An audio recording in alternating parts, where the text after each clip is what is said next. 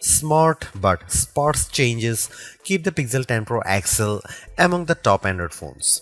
It remains underpowered for tasks like gaming, but that doesn't matter if your focus is on the still excellent cameras, super bright display, or AI features. Just be aware that to get the most out of those features, you will have to wait for updates or for Google's tools to get to grips with your data. The Google Pixel 10 Pro XL is named in part after its size, but to get to grips with how good a phone it is, it would be wrong to focus on physical qualities alone. It is easy to point to things like the phone's incredibly bright display or its versatile cameras as major selling points. But this is a phone where the true value lies beyond the specs list. There are, in typical Google fashion, lots of AI features to play around with, features with a wide range of applications and utility. It's just a pity that Google seems to have learned some bad habits from Apple in not having all its features ready for launch day. Plus, Google flagship phones' inherent weakness in terms of power remains, even if battery life has improved. As the final big Android phone launch expect this year, I have been testing the Pixel 10 Pro XL against its main competition and also the latest iPhone just in case you are considering switching to or from an Apple phone. It's resulted in some of the most interesting phone comparisons of 2025 and I am thrilled to be able to take you through them. Pre-orders are up for the Pixel 10 Pro XL and its siblings until retail launch day August 28. If and when you decide to buy the Pixel 10 Pro XL, it will cost $1,199 US. That's technically more expensive than the Pixel 9 Pro XL from last year, but what's actually happened is that Pixel dropped the 128GB model. It's a shame that you can't get a cheaper extra large Pixel now, but it's not strictly a price hike. If storage matters to you, you can spec 512GB or 1TB for $1,319 US and $1,549 US respectively.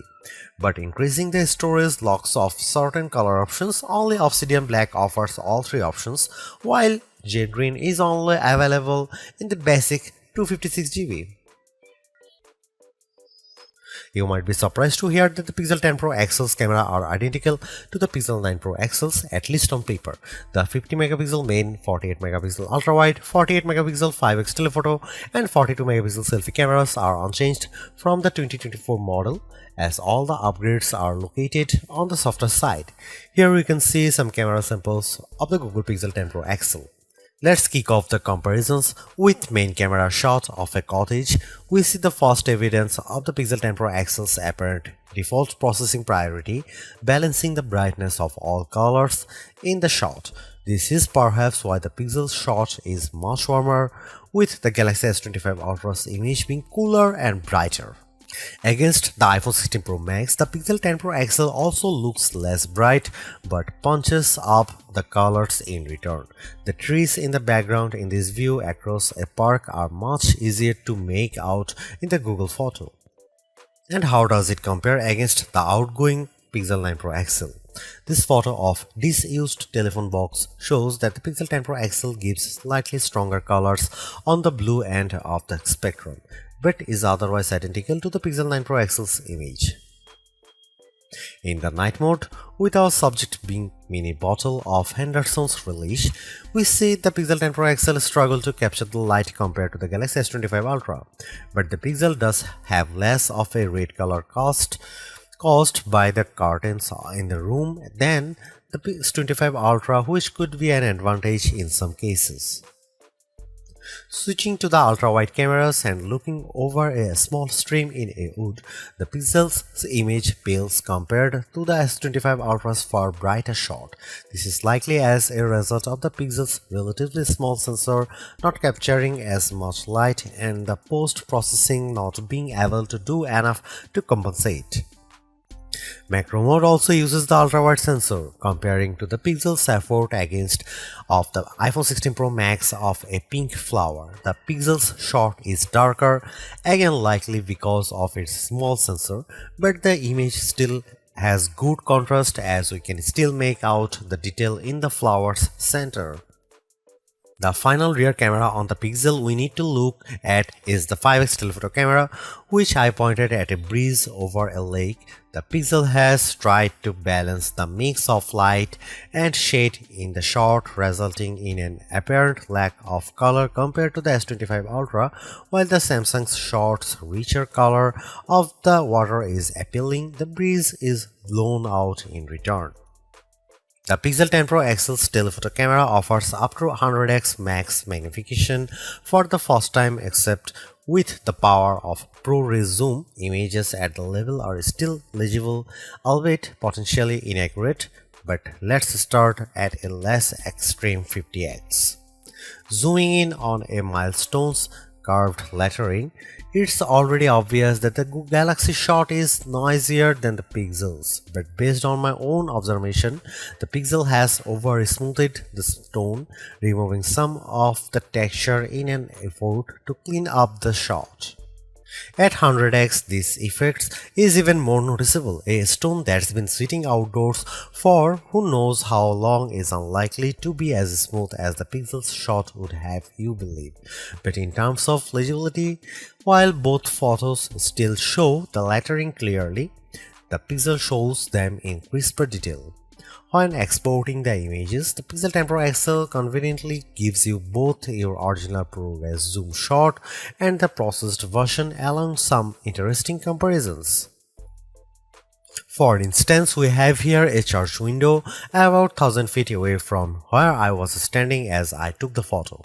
It's an impressively sharp shot, but the Pixel's processing system seemed to have read the stone bars between the glass as wood, adding a vertical grain effect. While the detail of the brickwork has been impressively recovered, it shows a big limitation of these generative detail enhancing tools. It shows you what's likely to be there rather than what truly is there. Google enhanced some of the camera's associated features, such as making best take active automatically with enough photos and offering 50 megapixel resolution for portrait modes. But the all-new feature, and the one I spent the most time with, was Camera Coach, the new photography teaching tool that's accessible right from the viewfinder.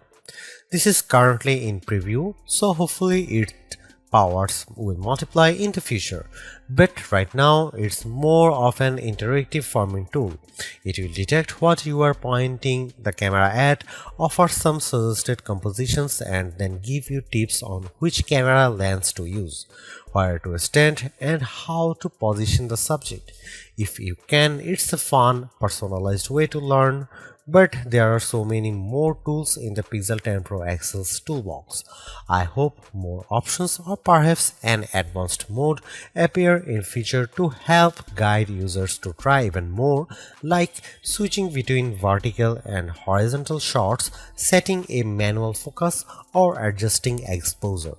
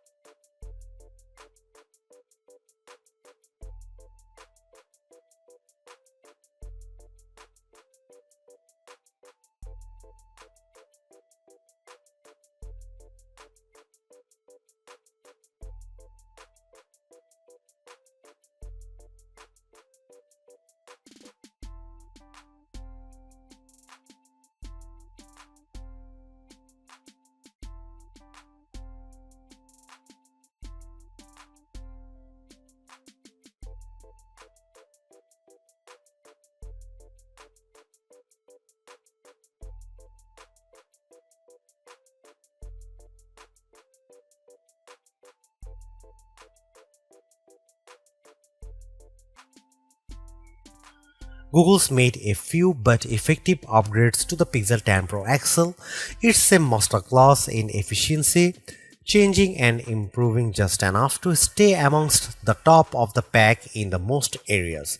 The display's brightness is unmatched, and the camera's ultrawide perhaps aside offer a balanced, natural look that I can see a lot of people liking. It's unfortunate that the Pixel 10 series is still the lowest powered of the flagship phones on sale today and lags behind its main rivals on battery efficiency. Hopefully, access to Google's latest AI tools makes up for that for anyone who decides to take the plunge, although perhaps give it a couple of months if this is your primary reason. Hopefully, by then the seemingly incomplete Magic Q and the preview version of the camera coach will have been made whole. The Galaxy S25 Ultra may still be a better pick for you if you want more power and power efficiency from your phone. The Pixel 10 Pro may also be a better fit than the XL, considering you only sacrifice display size and battery life for a cheaper phone that's otherwise just as capable as its larger sibling. But the Pixel 10 Pro XL is the most capable and competitive of Google's latest batch of phones. If you are buying a phone right now and want best-in-class software combined with top-tier hardware, this Pixel is probably the one to pick.